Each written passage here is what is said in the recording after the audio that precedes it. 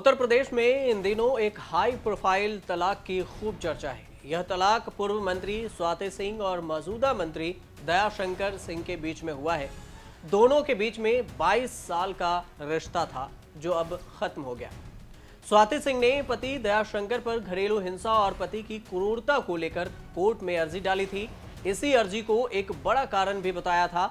हालांकि अर्जी पर कोर्ट में दयाशंकर हाजिर नहीं हुए थे और अब कोर्ट ने एक तरफा फैसला सुना दिया है। तो आज आपको 22 साल पुरानी स्वाति सिंह और दयाशंकर सिंह की लव स्टोरी के बारे में बताने वाले हैं कि आखिर इन दोनों की लव स्टोरी क्या थी। तलाक होने के बाद मंत्री दयाशंकर सिंह ने चुप्पी भी तोड़ी है, उस पर बयान भी दिया है। उन्होंने कहा है कि तलाक एक तरफा है, मैंने कभी तलाक की अर्जी नहीं दी और ना मैं इस मामले में अदालत गया, लेकिन चूंकि अब यह हो गया है तो मैं इस मसले पर अपनी तरफ से आगे नहीं बढ़ूंगा। स्वाति सिंह की बढ़ी हुई राजनीतिक महत्वाकांक्षा इसके पीछे की वजह है। एक सवाल और भी है कि आखिर दयाशंकर सिंह और स्वाति सिंह को तलाक होने की नौबत ही क्यों आई, दोनों ने तलाक लेने की नौबत क्यों आ गई। इसकी शुरुआत करते हैं 90 के दशक से। दयाशंकर सिंह और स्वाति सिंह दोनों ही बलिया के रहने वाले हैं। स्वाति सिंह इलाहाबाद में MBA की पढ़ाई कर रही थी और दयाशंकर सिंह लखनऊ विश्वविद्यालय की छात्र राजनीति में सबसे आगे के नेता थे। दोनों अखिल भारतीय विद्यार्थी परिषद यानी ABVP से जुड़े थे। कई कार्यक्रमों में दोनों की मुलाकात भी हुई थी। इसके बाद स्वाति सिंह लखनऊ आ गई और यूनिवर्सिटी से ही PhD की पढ़ाई करने लगी। इस दौरान दोनों की नजदीकियां बढ़ी और दोनों ने 18 मई 2001 को शादी कर ली। शादी के कुछ सालों तक सब कुछ ठीक ठाक रहा। दोनों के एक बेटा और एक बेटी भी हैं। शादी के कुछ सालों बाद में दोनों के रिश्तों में तल्खी बढ़ती गई और 2012 में बात तलाक तक पहुंच गई। 2012 में स्वाति सिंह ने लखनऊ की कोर्ट में दयाशंकर सिंह के खिलाफ तलाक की अर्जी डाली। पारिवारिक न्यायालय में अर्जी डाली गई थी। तलाक की अर्जी पर आरोप लगाया गया था कि दयाशंकर सिंह उनके साथ मारपीट करते हैं। स्वाति सिंह ने खुद को घरेलू हिंसा का शिकार बताया था। 2018 में अदालत ने इस केस को बंद भी कर दिया था, लेकिन इस बीच में मायावती पर बयान देकर दयाशंकर सिंह फंस गए थे और इसके बाद स्वाति सिंह ने इसका कमान संभाला था। बात साल 2017 की है। सियासत में स्वाति सिंह की एंट्री भी बहुत ही नाटकीय रहा। 2017 में तलाक का मामला कोर्ट में चल ही रहा था कि दयाशंकर सिंह ने बसपा चीफ और पूर्व मुख्यमंत्री मायावती के खिलाफ एक विवादित बयान दे दिया। दयाशंकर सिंह के बयान से बीजेपी भी बैकफुट पर आ गई और उनसे फौरन किनारा करते हुए उन्हें 6 साल के लिए पार्टी से निष्कासित कर दिया। लेकिन बसपा नेताओं ने स्वाति सिंह और उनकी बेटी के खिलाफ अभद्र टिप्पणी कर दी। बस यहीं से स्वाति सिंह ने मोर्चा खोल दिया।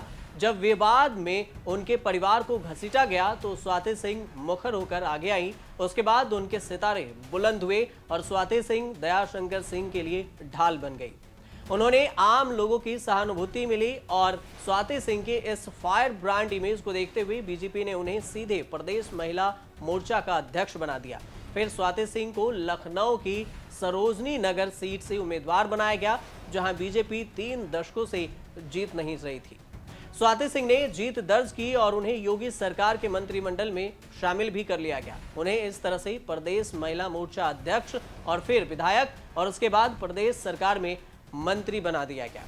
स्वाति सिंह साल 2017 में मंत्री बनने के बाद पति दयाशंकर सिंह से तलाक लेने वाले मामलों में पैरवी करना बंद कर दी थी। साल 2018 में फैमिली कोर्ट ने दोनों पक्षों के कोर्ट नहीं पहुंचने पर केस बंद कर दिया था। इसके बाद दोनों के रिश्ते फिर से बिगड़ने लगे थे। दोनों अलग रहने लगे। टिकट को लेकर फिर से रिश्तों में दरार आ गई थी और वो साल था 2022 का।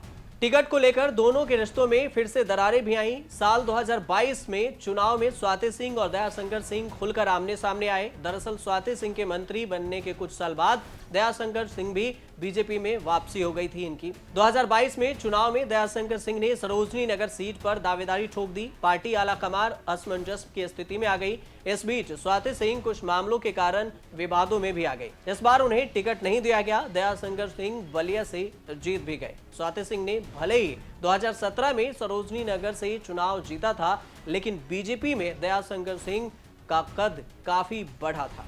इस वजह से पार्टी हाईकमान ने स्वाति सिंह का टिकट काटा और दयाशंकर सिंह को बलिया से टिकट दे दिया। स्वाति सिंह अपना टिकट कटने से खूब नाराज भी हुई थी।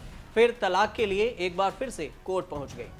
स्वाति सिंह ने 2022 में दोबारा अर्जी देकर केस को शुरू करने की अपील दी कोर्ट को, लेकिन अर्जी को वापस लेते हुए नई याचिका दायर की थी। अदालत में दयाशंकर सिंह उपस्थित न होने पर कोर्ट ने स्वाति सिंह के समक्ष फैसला रखा और उनके पक्ष में फैसला दिया। यानी स्वाति और दयाशंकर के बीच में अब आधिकारिक रूप से 22 साल बाद तलाक हो गया है, जिसे कोर्ट ने फैसला भी सुना दिया। लेकिन अब आपको अंत में ये बताते हैं कि आखिर स्वाति सिंह और दयाशंकर सिंह के बीच, दोनों बीजेपी के नेता हैं, तो इन दोनों के बीच में कितनी संपत्ति है। स्वाति सिंह ने साल 2017 में चुनाव आयोग को हल्फनामा दिया था। इस हल्फनामे में बताया था कि उनके पास कुल 2 करोड़ 88 लाख रुपए की चल और अचल संपत्ति है। स्वाति सिंह के हल्फनामे के मुताबिक उनके पास कोई 4 पहिया गाड़ी नहीं है, उनके नाम पर एक स्कूटी है।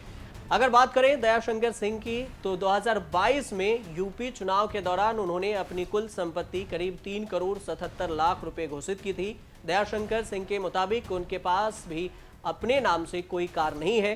दयाशंकर सिंह के पास एक रिवॉल्वर है जिसकी कीमत उन्होंने 85,000 रुपए बताया था। हालांकि स्वाति सिंह ने कोर्ट में कहा है कि घरेलू हिंसा के कारण वो तलाक ली हैं, लेकिन एक नजरिया ये भी है और ये भी सवाल उठता है कि कहीं राजनीतिक और सियासत की भेंट तो नहीं चढ़ गई। 22 साल पुराना प्यार, 22 साल पुरानी शादी और ये रिश्ते, अब दोनों की राहें आधिकारिक तौर पर अलग है। आप देखते रहिए न्यूज़ तक।